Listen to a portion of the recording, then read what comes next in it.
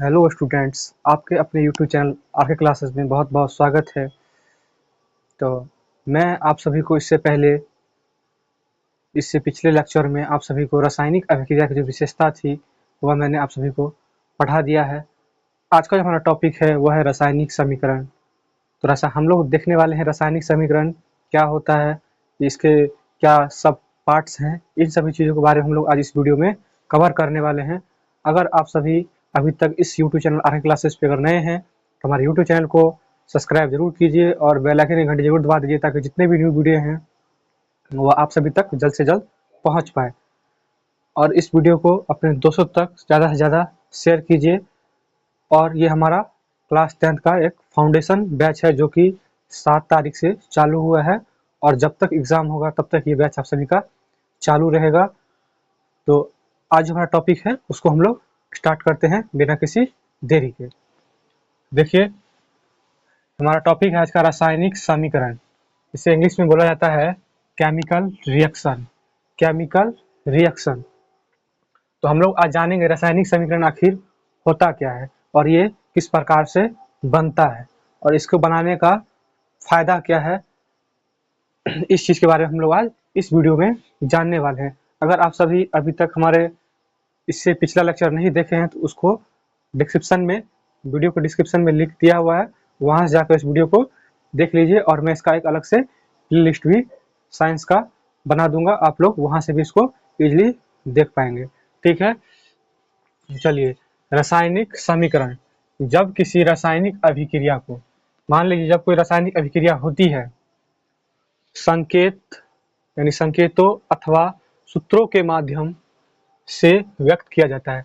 मान लीजिए मैंने यहाँ एग्जाम्पल में लिखा हुआ है H2 प्लस Cl2, यहाँ तीर का एरो है, एरो का निशान है तीर का, 2HCl। ठीक है, ये पूरा क्या है, एक रासायनिक अभिक्रिया है। ये जो पूरा हो रहा है ये क्या है, एक रासायनिक अभिक्रिया है।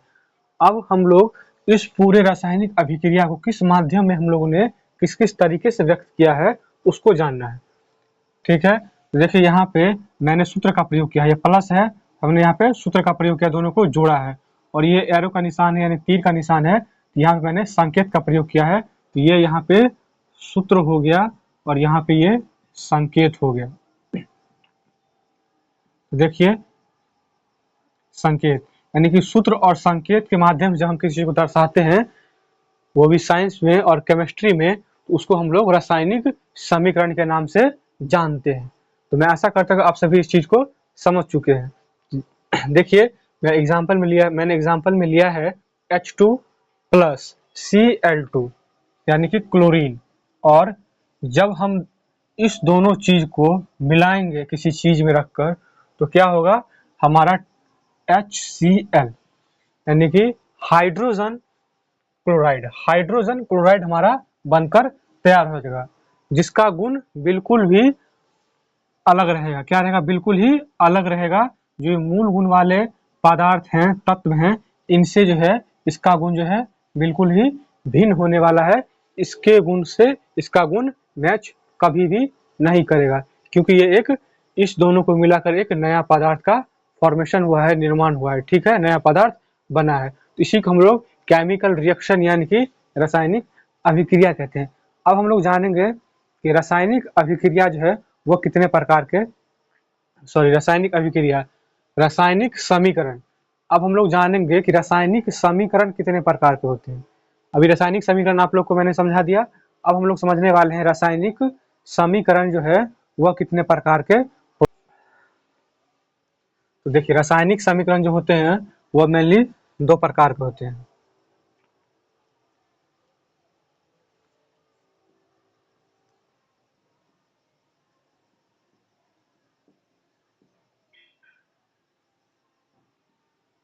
रासायनिक समीकरण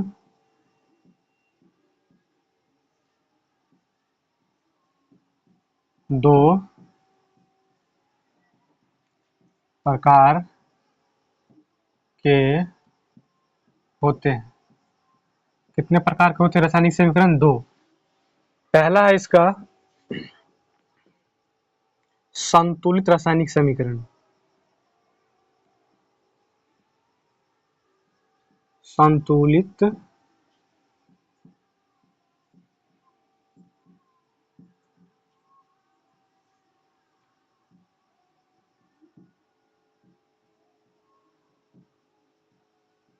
संतुलित रासायनिक समीकरण, इसे इंग्लिश में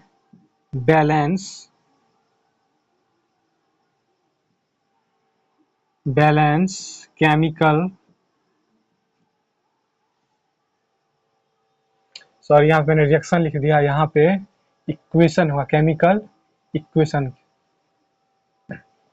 केमिकल इक्वेशन होगा यहाँ पे, केमिकल इक्वेशन।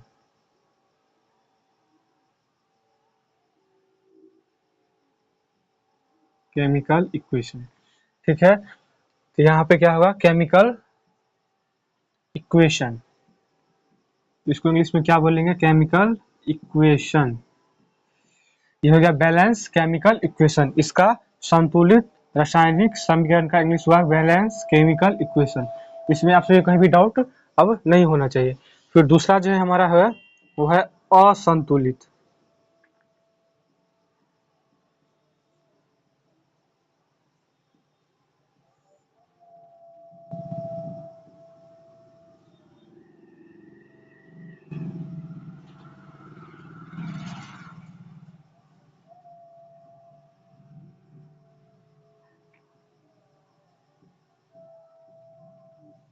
दूसरा है हमारा असंतुलित रासायनिक समीकरण, इसको इंग्लिश में अनबैलेंस, अनबैलेंस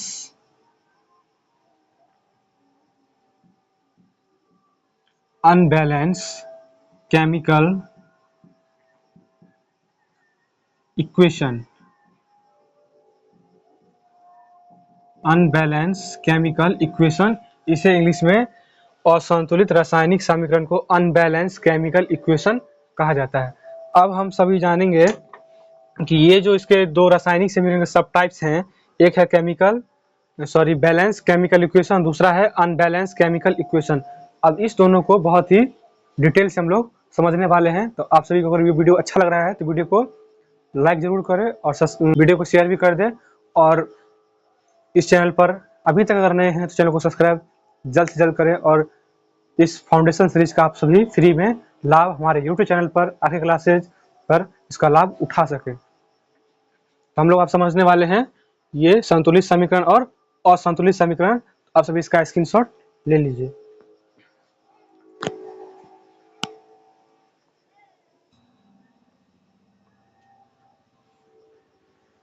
तो देखिए अब हम लोग समझने वाले हैं इसमें जो संतुलित रासायनिक समीकरण क्या है, एक एक करके हम लोग बहुत ही डिटेल से, बहुत ही अच्छे तरीके से मैं आप सभी को एक्सप्लेन करने वाला हूं।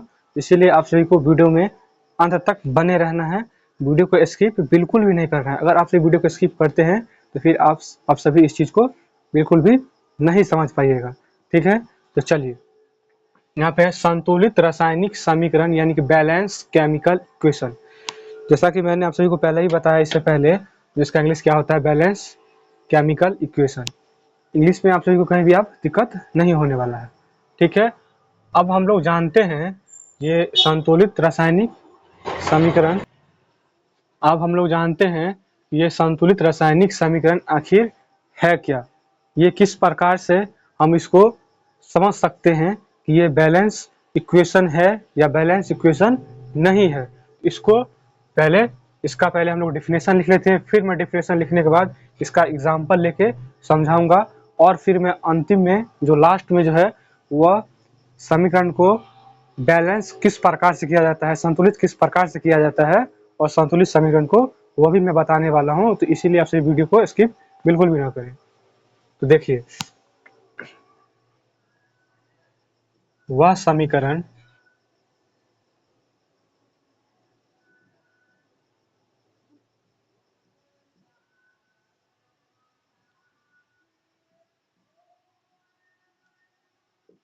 जिसके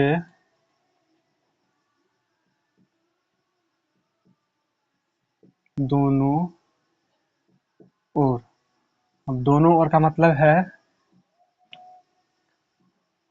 बाएं और दाएं, दोनों ओर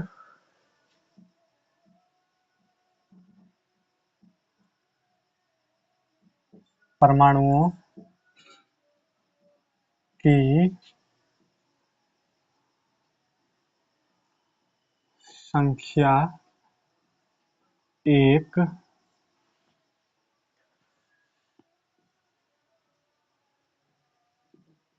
समान होती है, उसे बैलेंस केमिकल इक्वेशन,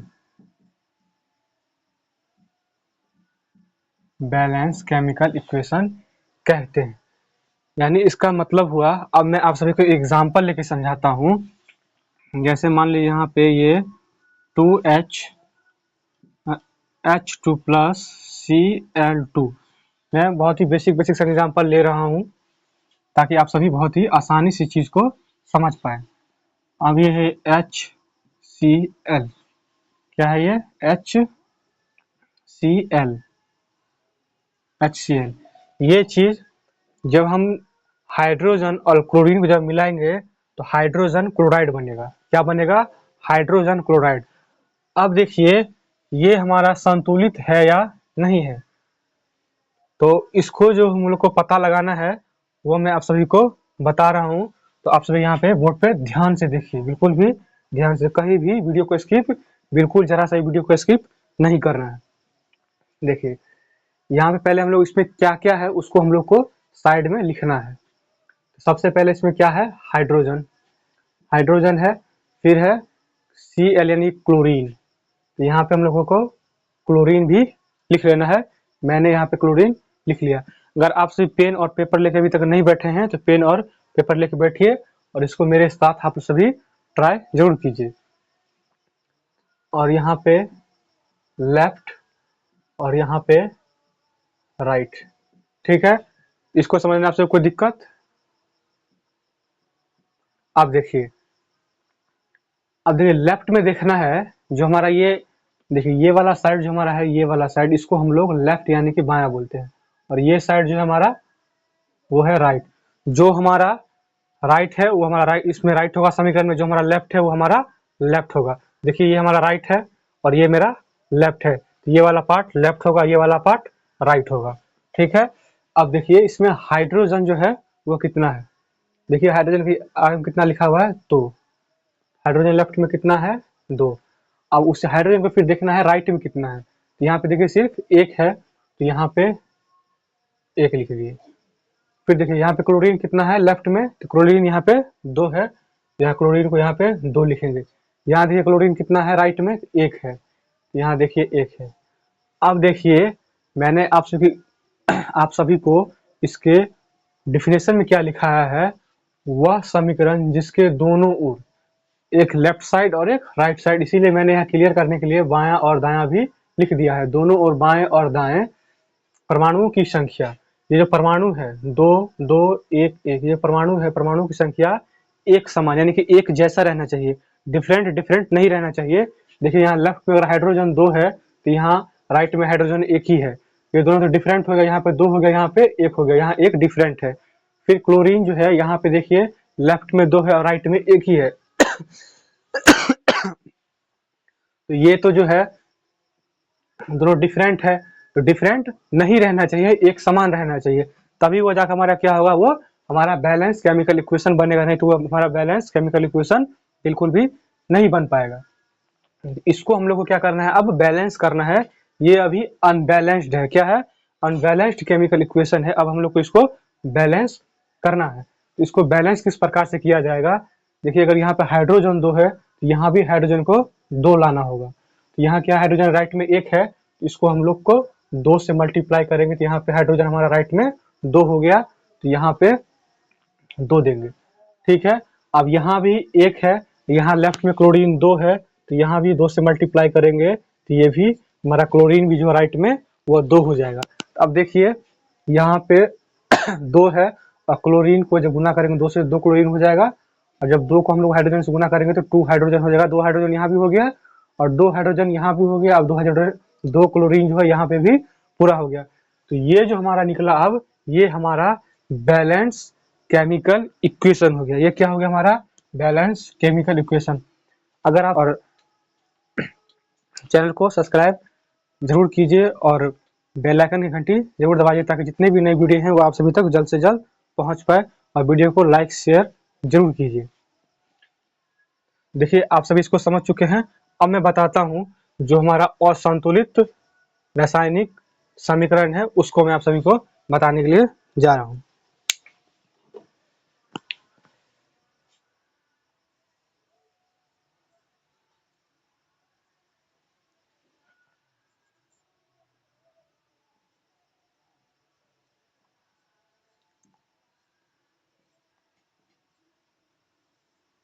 असंतुलित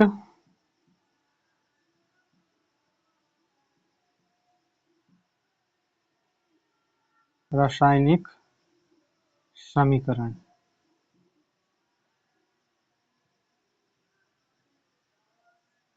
यानी कि इस इंग्लिश में अनबैलेंस्ड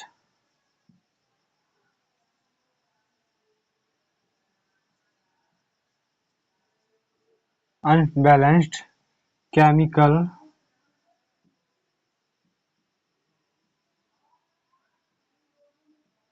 इक्वेशन, इसको हम लोग कहते हैं।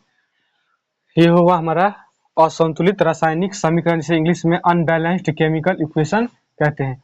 अब इसमें देखना है जो इसका जो डिफिनेशन है वह किस प्रकार से इसको हम लोग पहचानेंगे, किस प्रकार से उसका भी मैं आप सभी को भी बताने वाला हूँ। तो वीडियो को स्किप बिल्कुल भी ना करें।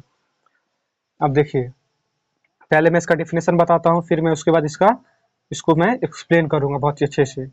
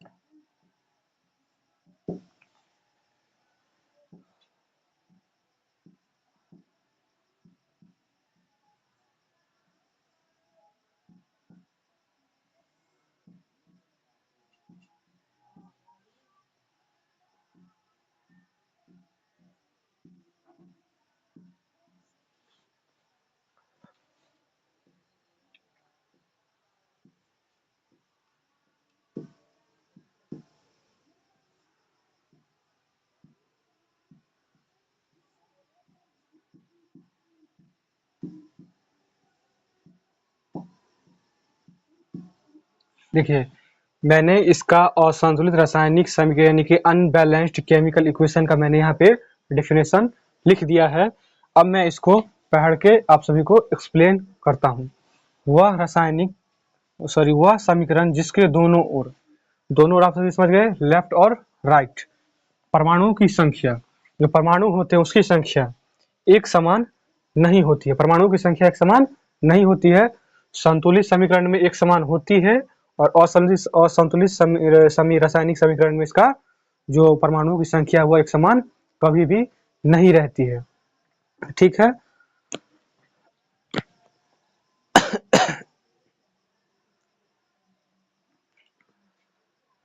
देखिए अभी मैंने जैसे एग्जांपल मैंने ऊपर में लिया था, hydrogen plus chlorine arrow HCl यानी कि हाइड्रोजन क्लोराइड। अब बताइए आप सभी, ये हमारा जो रासायनिक अभिक्रिया है, सॉरी रासायनिक समीकरण जो है, ये हमारा संतुलित है या नहीं है? तो सिंपल सा इसका जवाब होगा कि ये संतुलित नहीं है। क्यों संतुलित नहीं है? अब तो देखिए यहाँ हाइड्रोजन 2 है, यहाँ क्लोरीन 2 है, लेकिन यहाँ पे हाइड्रोजन भी एक ही है और क्लोरीन भी एक ही है, इसीलिए यहाँ पे ये समीकरण जो है वह संतुलित नहीं है। तो आप सभी इसको एग्जाम्पल में लिख सकते हैं।